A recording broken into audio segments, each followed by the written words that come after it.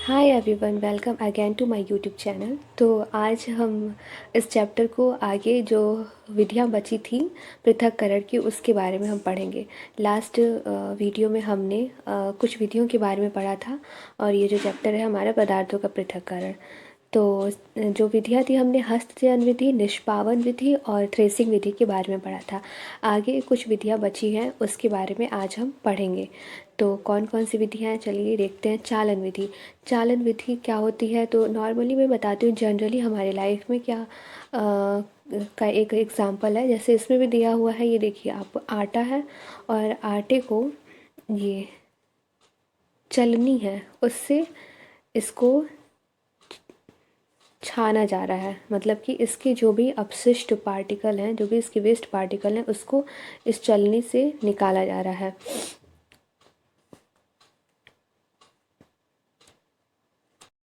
और आटे के अंदर क्या पाया जाता है तो चोकर पाया जाता है।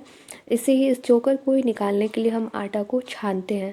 आपने देखा होगा कि मम्मी जब आटा गूंथती होंगी तो उसके पहले उस आटे को वो चलनी से छान लेती हैं, चालनी जिसे बोलते हैं, उससे छान लेती हैं। और छानने के बाद जो चोकर होता है वो उससे अलग निकाल के रख देती हैं या उसे फेंक देती है। और जनरली चोकर जो होता है वो गांव के एरिया में जो पशुओं को, जैसे बकरी हो गई किसी की या फिर गाय हो गया, तो उन सबों के जो उन लोग का जो खाना होता है पशुओं का, उसमें मिक्स करके चोकर उन्हें खिलाया जाता है। या फिर चोकर को डॉक्टर भी बताते हैं कि अगर हम चोकर का कुछ बनाकर खाएं, मनुष्य मतलब मानव को भी, कि अगर वो खाए तो ये हमारे पेट के लिए बहुत फ़ायदा करता है। तो कुछ लोग आटे को बिना छान के भी खाते हैं। तो चलिए वो तो अदर टॉपिक हो गया, हम इसको मेनली हम क्या पढ़ रहे हैं, पृथक्करण पढ़ रहे हैं। तो क्या है इसमें लिखा है, चलिए इस एनसीईआरटी में हम देखते हैं चालन विधि में क्या दिया हुआ है।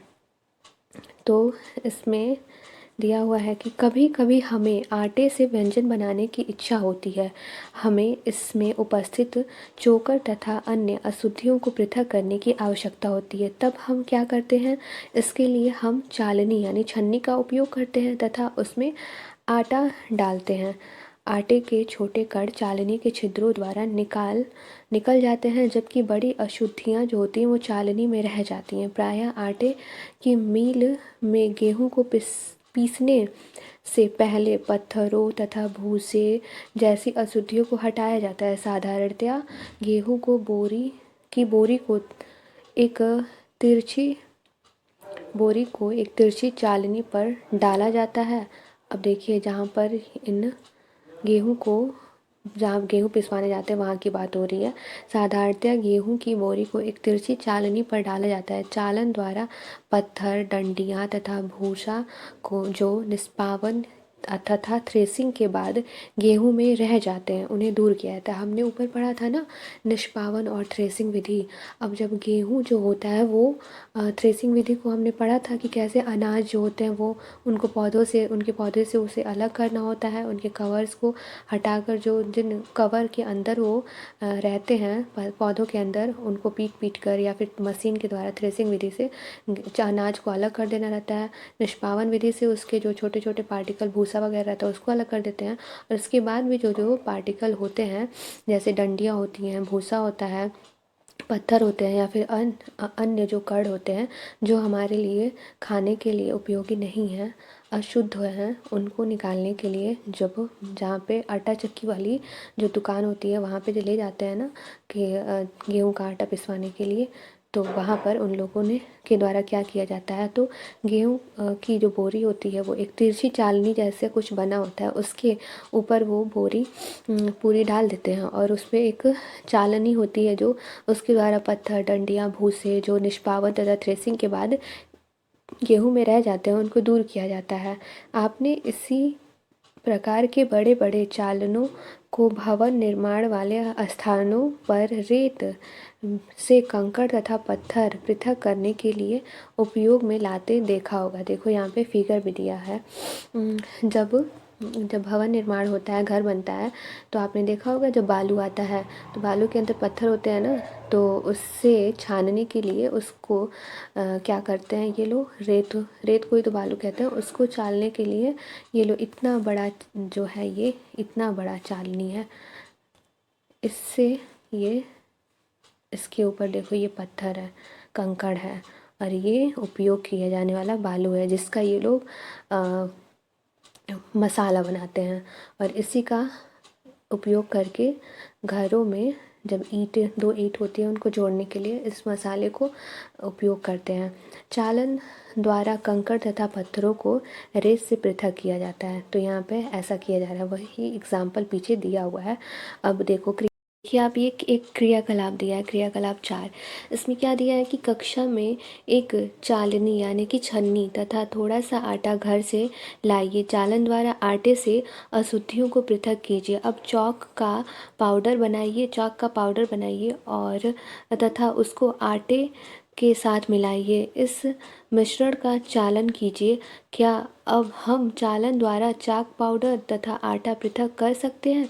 चालन विधि का उपयोग मिश्रण के दो ऐसे अवयवों जिनके मापों में अंतर हो को पृथक करने में किया जाता है। तो अब बताओ आपकी जो चौक है और जो आटा है, चौक को अगर आप पीस दोगे तो वो भी महीन हो जाएगा, एकदम आटे की तरह हो जाएगा, और आटा तो है ही। अब इन दोनों को मिक्स कर दिया जाएगा तो क्या आप बताओ इसको आप अलग कर पाओगे? कुछ पार्टिकल्स अलग हो सकती हैं और कुछ उसमें छन जाएंगी।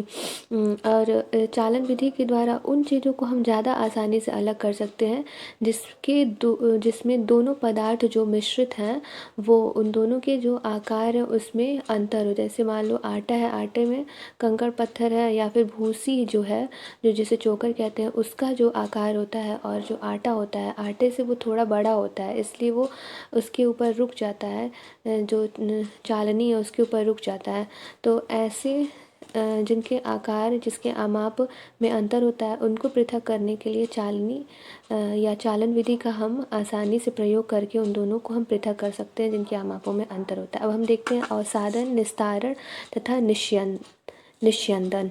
कभी कभी मिश्रण के अवयवों को निष्पावन अथवा हस्तचयन द्वारा पृथक करना संभव नहीं होता है। हाँ, तो मिश्रण दो ऐसे मिश्रण हैं जो कि जिनके माप में बहुत ज़्यादा अंतर है, और इनको हम हस्तचयन यानी हाथ से तुरंत चुन कर अलग नहीं कर सकते हैं, या फिर निष्पावन विधि का प्रयोग करके इन्हें हम अलग नहीं कर सकते हैं। उदाहरण के लिए जैसे चावल तथा दाल में धूल, मिट्टी जैसे हल्के कण हो सकते हैं।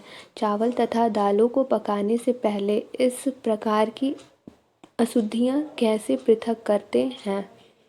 प्रायः पकाने से पहले चावल या दालों को जल से धोया जाता है। जब आप चावल या दाल में जल डालते हैं तब उन पर चिपकी हुई अशुद्धियाँ जैसे धूल के कण पृथक हो जाते हैं। ये अशुद्धियाँ जल में चली जाती हैं। अब सोचिए, बर्तन की तली में कौन डूबेगा, चावल या धूल? क्यों? क्या आपने देखा है कि बर्तन को थोड़ा सा टेढ़ा करने के बाद करके जल को बाहर गिराया जा सकता है? चावल को कभी धुलते हुए आपने देखा है? मम्मी ने कभी चावल धुला हो, उसके अंदर जो धूल होते हैं या फिर छोटी छोटी भूसी होती है, इसको अलग करने के लिए और उस चावल को साफ़ करने के लिए, या दाल जो है उसको साफ़ करने के लिए, उसके जो धूल वगैरह हैं उनको साफ़ करने के लिए हम पानी डालते हैं उसमें। जब पानी डालते हैं तो जो भारी वाला हिस्सा होता है यानी जो दाल और चावल होता है वो क्या होता है, नीचे बैठ जाता है, और जो हल्का हिस्सा होता है यानी जो धूल होती है, धूल हल्की होती है ना इन कंपैरिजन टू दाल और चावल के कंपेयर में जो धूल होती है वो हल्की होती है, और वो क्या करती है, ऊपर जो पानी है उस पे आ जाता है, और जो पानी पे आ जाता है आप कैसे देखो कि ये धूल है, क्योंकि पानी जो है वो उसका कलर जो है वो नॉर्मल पानी के कंपेयर में डार्क हो जाता है, यानी कि नॉर्मल पानी वो एकदम क्लियर दिखता है और धूल वाला पानी जो है वो क्लियर नहीं दिखता है। तो जो धूल है वो ऊपर आ जाती है और जो भारी वाला हिस्सा है वो नीचे बैठ जाता है। बर्तन को हम क्या करते हैं, थोड़ा सा टेढ़ा करके जल को हम बाहर गिरा देते हैं। मिश्रण में जल मिलाने पर भारी अवयवों के नीचे तली में बैठ जाने के प्रक्रम को अवसादन कहते हैं। असादित मिश्रण को बिना हिलाए जल को मिट्टी सहित उड़ेलने की क्रिया को क्या कहते हैं? निस्तारण कहते हैं। अब मिश्रण में जल मिलाने पर जो भारी अवयव है वो नीचे तली में बैठ जाता है। इस प्रक्रम को हम क्या कहते हैं? अवसादन कहते हैं। जैसे मान लो दाल है, चावल है, उसमें हमने जल को मिलाया, जो हल्का वाला हिस्सा है, धूल है, वो ऊपर आ गया और जो चावल है भारी हिस्सा वो नीचे बैठ गया। अब इस प्रक्रम को हम क्या कहेंगे? अवसादन कहेंगे। जैसे कि ऐसे आप देखो कि ये इसमें हमने पानी मिलाया, जो भारी वाला हिस्सा वो नीचे बैठ गया और जो हल्के वाले धूल वो ऊपर रह गए। इसको हम क्या कहते हैं? इसको हम अवसादन कहते हैं। ये हो गया अवसादन। और उसके बाद हम क्या करते हैं? अवसादित मिश्रण को बिना हिलाए जल को मिट्टी सहित उड़ेलने की क्रिया को निस्तारण कहते हैं।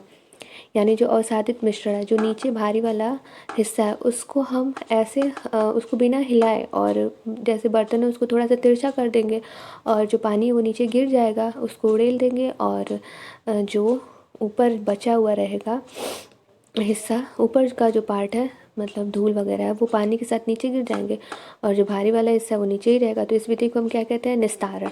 आइए हम ऐसे अन्य मिश्रणों का पता लगाते हैं जिसमें अवयवों को अवसादन तथा निस्तारण विधि द्वारा पृथक किया जा सकता है।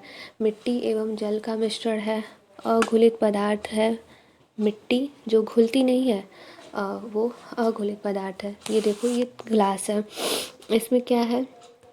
पहले में क्या है? मिट्टी तथा जल का मिश्रण। अब ये क्या है? पानी को हमने गिराया नीचे, ये देखो नीचे जो मिट्टी बैठेगी वो अवसादन हो जाएगी। अब तिरछा करके हम पानी को गिरा रहे हैं, ये क्या हो रहा है? निस्तारण हो रहा है। तो हमने पृथक कर दिया ना इसे। तो किसी मिश्रण के दो अवयवों को अवसादन तथा निस्तारण द्वारा पृथक करना, यही सिद्धांत ऐसे द्रवों के मिश्रण को पृथक करने में भी उपयोग में लाया जाता है जो आपस में मिश्रित नहीं होते हैं। उदाहरण के लिए तेल तथा जल को उनके मिश्रण से इसी विधि द्वारा पृथक किया जा सकता है। तेल जो है वो जल में मिश्रित नहीं होता है, उसके ऊपर ही तैरता रहता है। यदि द्रव के ऐसे मिश्रणों को कुछ समय के लिए रखा रहने दिया जाए तो वे दो पृथक पृथक परतों में बँट जाते हैं। इसके बाद जो अवयव ऊपरी परत बनाता है उसे निस्तारण द्वारा पृथक कर सकते हैं। जैसे मान लो पानी है, जल है, उसमें हमने तेल को मिला दिया। जल और तेल वो कभी मिक्स नहीं होंगे, पानी और तेल मिक्स नहीं होते हैं। कुछ देर के लिए छोड़ दो, जल जो है वो पूरी तरह से ऊपर एक पास इकट्ठा हो जाएगा, पानी पूरी तरह से नीचे रह जाएगा। धीरे से जो जल है उसको निस्तारण विधि के द्वारा आप दूसरे बर्तन में निकाल लो।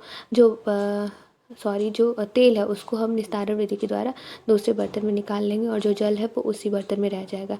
आइए फिर से ठोस तथा द्रव के किसी मिश्रण पर विचार करें। अब ठोस और द्रव के किसी मिश्रण के बारे में हम बात करते हैं। चाय तैयार करने के बाद आप चाय की पत्तियां पृथक करने के लिए क्या करते हैं? अक्सर आप चालनी या छन्नी का उपयोग करते हैं।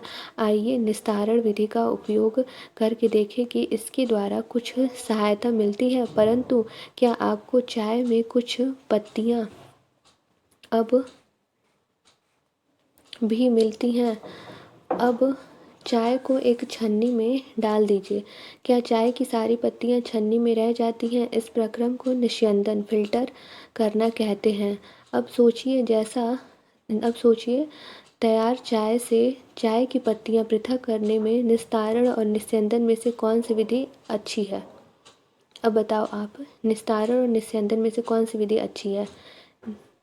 निस्यंदन विधि ज़्यादा सही है निस्तारण विधि की अपेक्षा, क्योंकि इसमें हमें तिरछा करके उसे, अगर हम तिरछा करके चाय को हम निस्तारण विधि में तिरछा करके हम गिरा देते हैं, तो अगर हम ऐसा करेंगे तो उसमें कुछ पत्तियां जा भी सकती हैं चाय के अंदर। और निस्यंदन विधि है, फ़िल्टर करना है, हमने चलनी रखी और उसके ऊपर हमने चाय है उसे उड़ेला और जो पत्ती है वो पूरी, एक भी पत्ती जो हमारा चाय जिसे हमें पीना है उसमें नहीं जाएगी और चाय हमें पूरी तरह से शुद्ध मिलेगा। आइए अब हम अपने उपयोग में आने वाले जल के उदाहरण पर विचार करते हैं।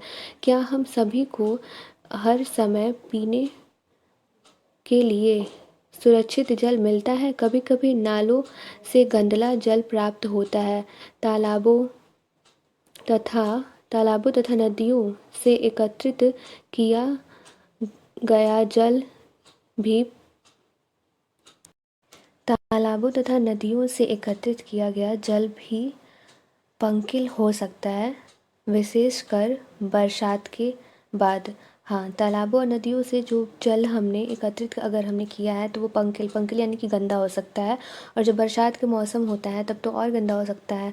तो आइए अब हम यह देखें कि क्या हम पृथक्करण की कुछ विधियों द्वारा जल से मिट्टी जैसी अविलेय अशुद्धियाँ दूर कर सकते हैं। तालाब या नदी का क्रियाकलाप 5। तालाब या नदी का पंकिल जल, गंदा जल लीजिए। यदि यह न मिल सके तो एक गिलास लीजिए। यदि ऐसा जल आपको ना मिल सके तो एक गिलास लीजिए और एक गिलास में थोड़ी सी मिट्टी मिला दें। इसे आधे घंटे के लिए छोड़ दें। जल का सावधानीपूर्वक प्रेक्षण कीजिए तथा अपने प्रेक्षणों को लिखिए। क्या गिलास की तली में कुछ मिट्टी बैठ गई है? ऐसा क्यों हुआ? इस प्रक्रम को आप क्या कहेंगे? अब जल को बिना हिलाए गिलास को थोड़ा तिरछा कीजिए। इस गिलास के ऊपर जल को दूसरे गिलास में इस गिलास के ऊपर के जल को दूसरे गिलास में उड़ेलिए। आप इस प्रक्रम को क्या कहेंगे? इजी है, हमने पहले ही पढ़ा है। ये क्या है? असादन और निस्तारण। क्या दूसरे गिलास का जल अब भी पंकिल अथवा भूरे रंग का है? अब इसका निस्यंदन कीजिए।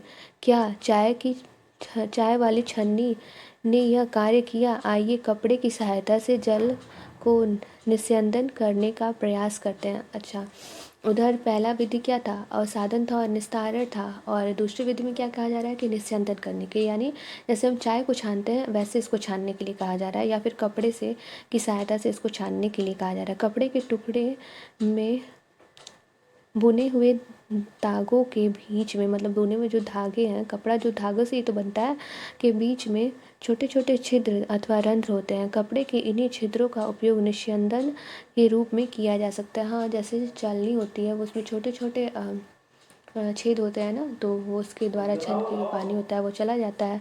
और जो ऐसे ही जो हमारी चलनी होती है, चलनी में भी छोटे छोटे छेद होते हैं, तो हम कपड़े का भी यूज़ कर सकते हैं और चालनी का भी यूज़ कर सकते हैं। यदि जल अब भी गंदला है तो अशुद्धियों को फिल्टर पत्र द्वारा निस्यंदित किया कर सकते हैं। अगर आपके स्कूल में लैब होगा तो आप देखना फ़िल्टर पेपर होता है।